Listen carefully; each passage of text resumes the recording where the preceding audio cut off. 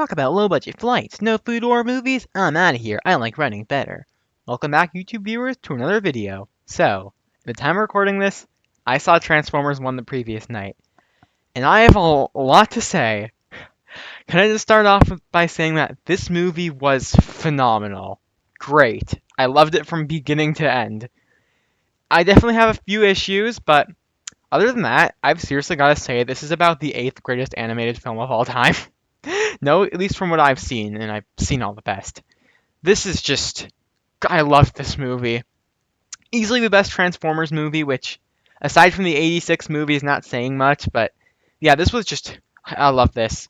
Before I get into details, I just want to say that if you know nothing about Transformers, you'll still have a good time with this. It's just a genuinely very good movie.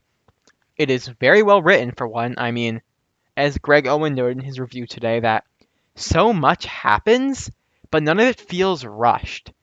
And he's not a Transformers fan, by the way. He said this movie is very efficient.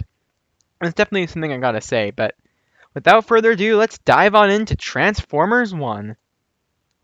Okay, before I actually talk about the characters, I just want to say that I think Transformers Genesis would have been a way better name for this.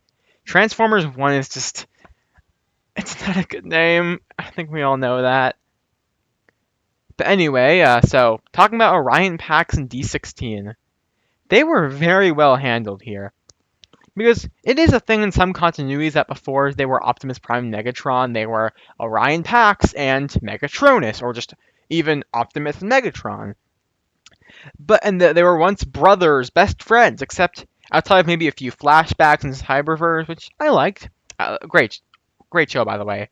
Or some narration in Prime, or our throwaway line or two in the Babe movies. We just never get any hint of what their brotherly bond was even like. How were they friends? But what I find interesting about this movie is that it's usually Orion Pax came from the high-class Cybertronian society, but he wanted to help make a better Cybertron. And he befriended Megatronus, or Megatron, or here just D16, who is a minor, a low class. Except here, they are both minors, which I think definitely made the story work a lot better. And honestly, I'd say I prefer that over the way it was handled in Prime, which it worked for Prime, but it's so well fleshed out here, I just really liked it. I appreciate that the core of this movie, and that it would not work as if we didn't care about the friendship between Orion Pax and D16, because we all know it's going to end with D16 going completely insane and turning into Megatron, which, gotta talk about that after this, that was phenomenal. So yeah, I actually do care about their friendship, and you do understand D16's turn to the dark side, but, and it's a very important thing that this movie did right, something about when they actually become Optimus and Megatron, but I'll get to that later. So, I like how in the beginning it's that you would expect D16, because he becomes Megatron, to be the one who breaks protocol, to be bold, but no. Orion is. The one who becomes the stoic great leader, Optimus Prime, is the more bold one, and well, the two of them do get into a lot of trouble. They are best friends. They genuinely feel like brothers, which is how they're supposed to feel. And also, just a quick side note, the voice actors did a way better job than I expected. Do I wish they were played by real voice actors? Yes. Personally, I would have cast David Kaye as Orion Pax / Optimus Prime, and I would have cast maybe Kevin Michael Richardson as D16 / Megatron, because I don't know if he could have played D16, but he would have been phenomenal as Megatron. I'd love to hear their lines once they become Optimus and Megatron as Peter Cullen and Frank Welker, but I don't think they would have fit for the rest of the movie, because at the end of the day, those guys are old. They could not have played young versions of these characters, and Chris Hemsworth and Brian Tyree Henry did a very good job. I also like the designs a lot, too. And yeah, again, we just understand their brotherhood. But once everyone gets the T-Cogs and they find out the truth about Sentinel Prime, things start to change. Some can argue that it's a little rushed for D16's first reaction to hearing Sentinel Prime's betrayal, saying, "I'm gonna kill him. I'm gonna wrap him in chains and bring him through the streets for everyone to see who he is," which I did not expect him to say something as dark as that, but I liked it. And honestly, I don't think it's such a bad reaction though, because think about it. He already didn't like working as a miner. He worked as the low class of Cybertronian society for his whole life. He couldn't transform until now, and he found out that he, as well as all the other miners, actually were created with T-Cogs. Sentinel just stole them before they were even brought online, meaning Sentinel Prime kind of stole organs. That is very messed up. But here is the thing. This movie works because it doesn't deal with moral relativism like everything else does these days. It treats Optimus Prime as the hero because he is the hero, and Megatron as the villain. He is understandable, which are great types of villains. The villains that we understand why they do what they do, but their actions are non-excused because what Megatron does in this movie is completely irredeemable. He's a monster. And they sell his transformation to villainy really well. Well, one, I just like that as soon as he gets the ability to transform, he already looks like Megatron without the fusion cannon.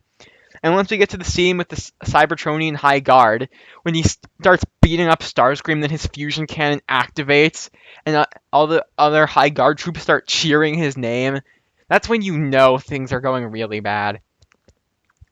And at the end, where he says how he wants to kill Sentinel Prime, and Orion Pax is pleading with him to stop. He's saying, yes, everyone has seen Sentinel for who he is. You don't need to kill him. He's defeated. We've won. And he says, no, I have to kill him. And the thing is, Sentinel kind of deserves to die. But he's been defeated. There is no reason to kill him. He can't do anything anymore. And Megatron is still so obsessed with his hate and vengeance. He's going to shoot Sentinel through the chest and kill him. But Orion jumps in and takes the shot and takes a hit that was way more violent than I thought. You thought Skyquake getting shot through the chest and Prime was violent? You ain't seen nothing yet. But, so Orion falls off the ledge, but D16 grabs him. He's gonna hold on, bring up his best friend. But then, you can see that, remember, they've just had a bunch of huge arguments.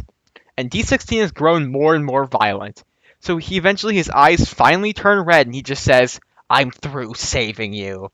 And he lets Orion Pax fall to his doom as he braces his fusion cannon up into the air, tears Sentinel Prime in half, and yells at all of the Cybertronian High Guard, we have been deceived, but we shall stand and rise up now. I am Megatron!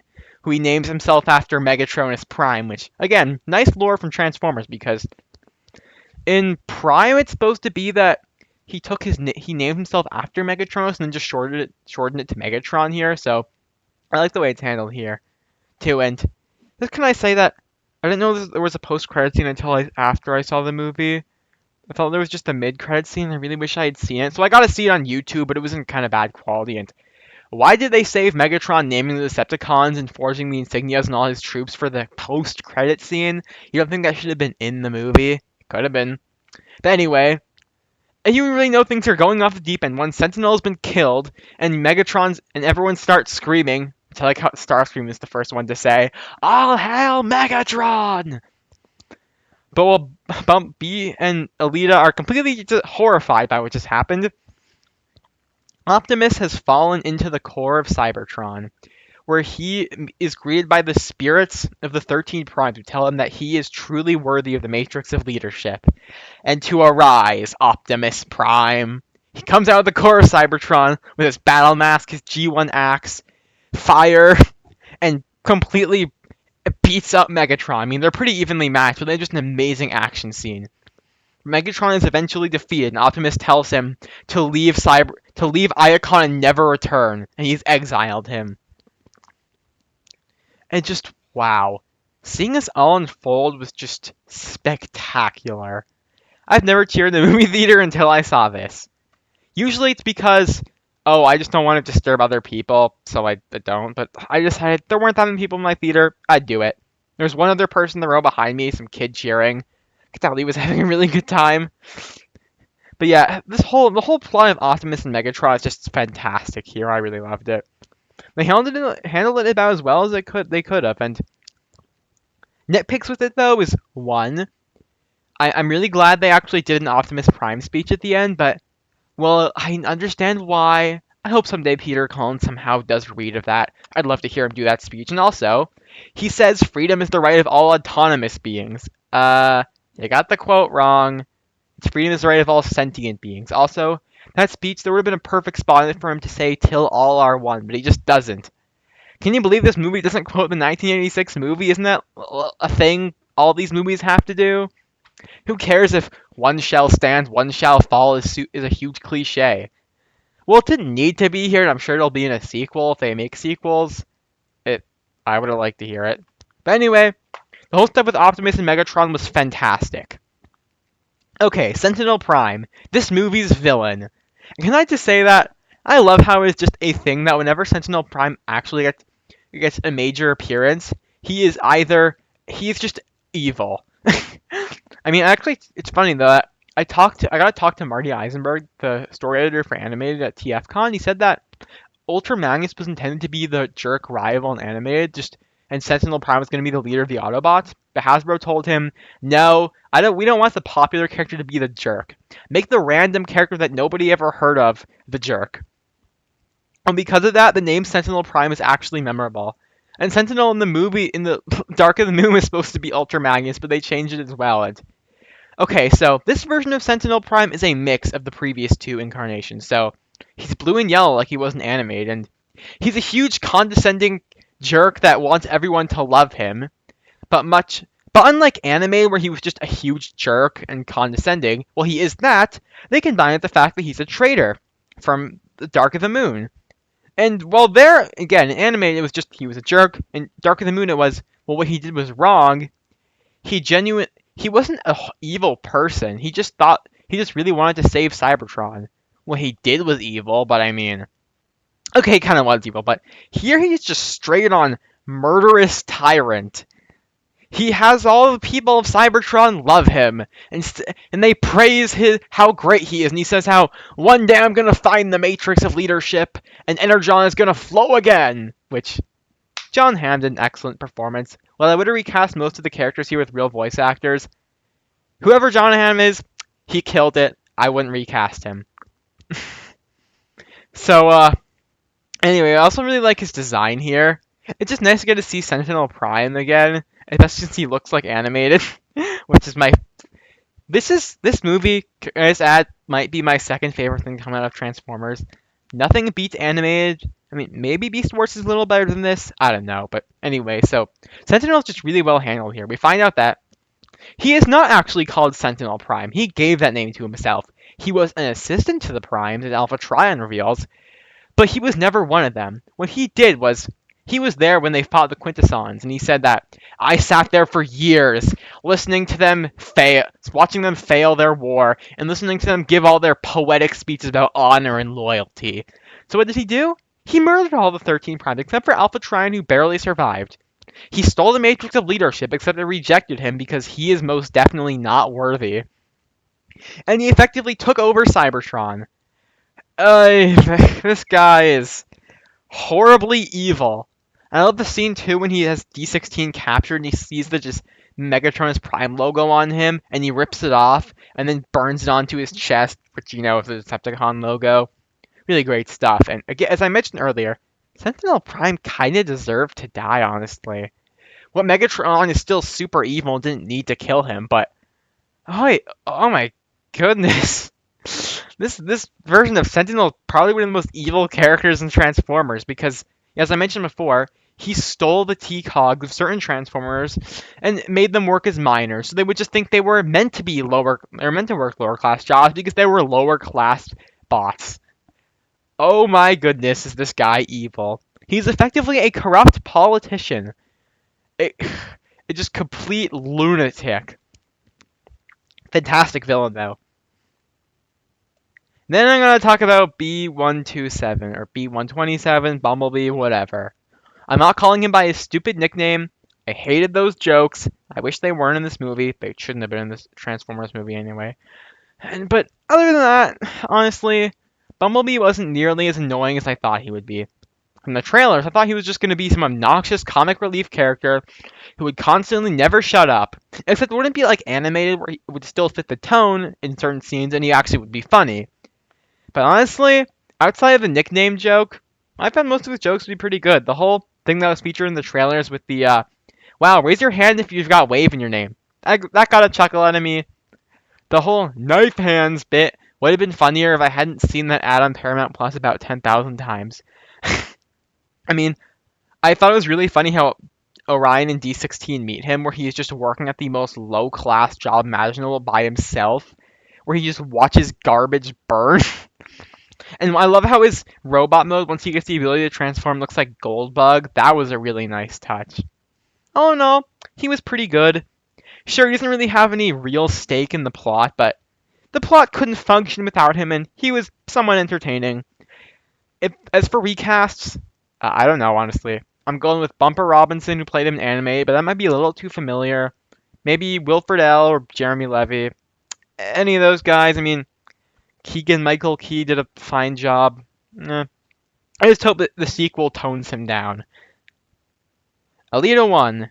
Can I just say that Scarlett Johansson was about 10,000 times better here than she was as Black Widow? Sure, she is a way better script than any Marvel movie, but I just liked her more here. Alita 1, much like Bumblebee, was not nearly as annoying as I thought she would be. I thought she would be one of those girl boss type characters, but no, she wasn't. She was more akin to Astrid from How to Train Your Dragon. I liked Astrid a lot, so I'm glad she was actually a likable character. Besides, the girl boss elements of her character that she does have seem to be character flaws, not something that she should show off how great she is now. She's better than everyone else. No, they didn't do that, and I appreciate that. I'm not super surprised they didn't do anything between her and Optimus. Maybe they will for a sequel. I don't know. I could take it or leave it, but I thought they might actually end up doing that in the beginning when Orion is telling her, "So, you look shiny today. Did you just get polished?" That got a laugh out of me though. I liked her. The moment where she screams super loudly for some reason, the person in the row behind me really laughed at that, although I laughed at it too. I like her story of just she doesn't want to work in the most low class jobs because she had to work so long to get to even be I guess the leader of miners. Now she just wants to have some job that has worth to it. And she had a pretty good dynamic. I mean, the whole speech that she gives to Orion about how she says that I'm better than you, but then she follows it up with saying, but the one thing you have over me is that you are hopeful. No one else has that. You are optimistic like no one else. You make crazy decisions. You break protocol. It can be pretty stupid, but you are bold, and it leads to great things. Only you have the power to inspire us. You can lead us to a better future. And honestly, this speech just feels like it came straight out of How to Train Your Dragon. Feels like both the pep talks Astrid gives to Hiccup when he loses Toothless at the end of the first movie, end of the third movie. Worked perfectly. So yeah, I'd say she was a pretty good addition to the cast. I liked her. I wish Tara Strong played her, though, if we're going for real voice actors. But yeah, Scarlett Johansson did a very good job. Okay, now I gotta talk about Starscream, Soundwave, and Shockwave. So, I was interested how they'd even fit into this plot, and I'd say they fit in very well. They don't do much. I mean, Soundwave and Shockwave must have 2 lines each. Starscream must have, what, 5? But I want to see more of them. I'm sure we will in the sequel, and I understand why they weren't in this that much, and I think it worked, but okay. I really hoped Frank Welker returned to play Soundwave. He sadly didn't, but I like John Bailey. I wish Shockwave had a different voice, and I wish he wasn't just made fun of, but who knows what's going to happen. The real meat of this whole sequence is Starscream. Steve Buscemi did a fantastic job despite hardly having any lines. He played Randall in Monsters, Inc., and he just killed it here. I really enjoyed his performance. I'm looking forward to seeing him in a sequel, that's for sure. Sorry. Anyway, so I like how this movie, before we've gotten ideas as to why Starscream hates Megatron, here we just get a straight up scene of the time they first meet. Because Starscream kind of inspires Megatron's entire philosophy.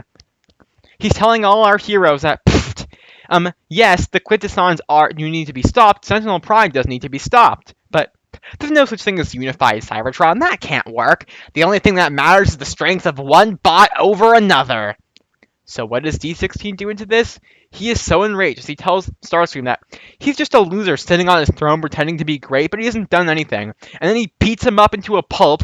His fusion cannon activates for the first time, and he says, "You wanted the strength of one bot over another? Well, this is it!" I love how these guys become the Decepticons. Essentially, they are just like D16. Well, it's true that they understand Cybertron needs to be fixed because it is being ruled by Sentinel Prime, who is evil, and the Quintessons are evil, but these guys don't see a vision of a unified Cybertron like Optimus, Elita, and Bumblebee do. What they see is the only way to achieve a better future is by crushing anyone who stands in their way, being violent and evil and non-caring. This is a really good version of the Decepticons, I have to say. Okay, sequel potential. The Quintessons weren't in this as much as I thought they would be. But you know what? That's fine. I think they were in it enough. I honestly think they were handled pretty well. So what I'm hoping for is that the second movie will just be Autobots versus Decepticons. The third will be Autobots and Decepticons team up to fight the Quintessons. And then Megatron and Optimus have a final battle at the end. That's all I have to say about the Quintessons. They were portrayed as menacing, like they were even in this movie. It was cool. Okay, but yeah. Optimus, I mean, I just so finally want to see a big, theatrically released animated movie where Optimus and Megatron get to beat each other up in Autobots versus Decepticons. That would be fantastic. I really hope we get that. I mean, well, it could pick up like we might have a Puss in Boots Last Wish situation on our hands where the opening weekend for the box office is pretty bad. But since people saw how great reviews it got, more and more people started to check it out, so it ended up turning a pretty decent profit, and we'll get a sequel. I really want a sequel to this, guys. I want this to be a trilogy like they said. And can I just say a quick side note about this film is that I love how there need to be so many bots in the background. But since there are so many Transformers characters, they didn't need to use the same model 1,000 times. What they did is that just almost every single background character is a cameo.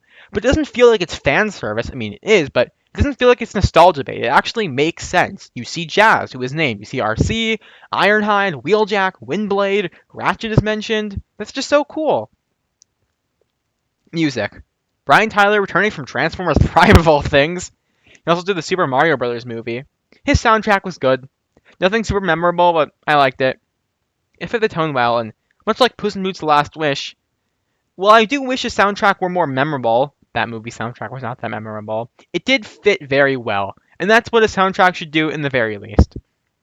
I didn't like that hip-hop song on the credits, I hated it. Direction, okay. Josh Cooley directed this. So, Josh Cooley can be competent. He was one of the 3 people to have a story and screenplay credit on the first Inside Out. But the one other movie he directed and co-wrote was Toy Story 4. How does he go from one of the worst things I have ever seen to this? I think the real answer is that, one, I don't think he has much power over this one he did for Toy Story 4, and 2, it seems like he actually likes Transformers, unlike Toy Story 4, where you could tell he hated Toy Story, wanted to tear it down to every last shred he could. For that movie, he just openly admitted in the director's commentary multiple times that it made no sense and just did not work. But here, no, he made a really good movie. So conclusion, Transformers 1, fantastic. I loved it. Had a few nitpicks. My few nitpicks are, I wish they said till all are one, freedom is right of all sentient beings, and I wish they got rid of Bumblebee's stupid nickname. Other than that, I loved this movie. You should see it if you haven't already seen it, which, I guess, spoiler warning, but it's too late. You probably have. I really want a sequel to this. Comment down below what you thought. That's all for now. And as always, keep on juicing.